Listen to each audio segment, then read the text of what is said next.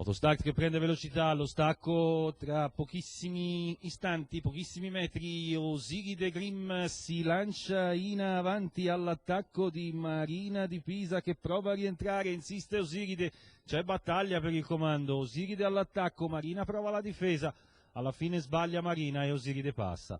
200 in 13,9.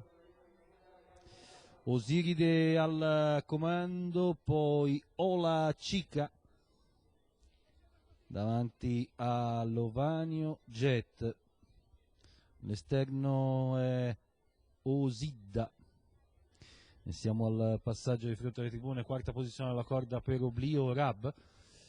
Osiride in vantaggio, Ola Cica e Osidda in coppia alle sue spalle, poi Lovanio e Ombra del Vento, Oblio e Nadine, ancora Oksana Foto, chiude il gruppo Nevea di Esposito. 45 per i primi 600, quindi 31 da 200 a 600 iniziali. Adesso la chiusura degli 800 in 1-1 scarso. Termine della seconda curva, la mossa in terza di Nadine B, anticipata da Ombra del Vento. Tanto Osiride è sempre in vantaggio, il primo chilometro sul piede dell'1,16.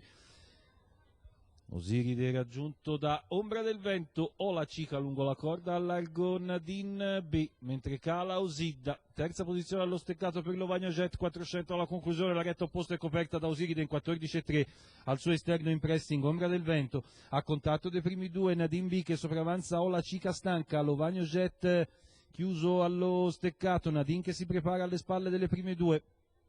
Poi Oksana Foto, la retta di arrivo con Osiride alla corda, l'attacco di Ombra, interviene anche Nadine, Ombra in vantaggio, Nadine che prova l'aggancio, poi Osiride, Ombra del Vento che si difende bene fino in fondo e vince su Nadine, Osiride, Lovanio e Oksana.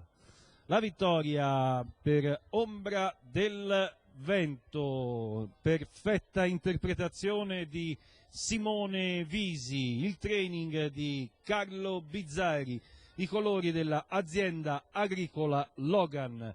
La media dovrebbe essere lievemente al di sotto dell'1,15, io ho 1,59,6, quindi direi 14,7, 14,8 potrebbe essere il riferimento ufficiale, mentre per quanto riguarda la quota al totalizzatore, Ombra del Vento paga 8,43.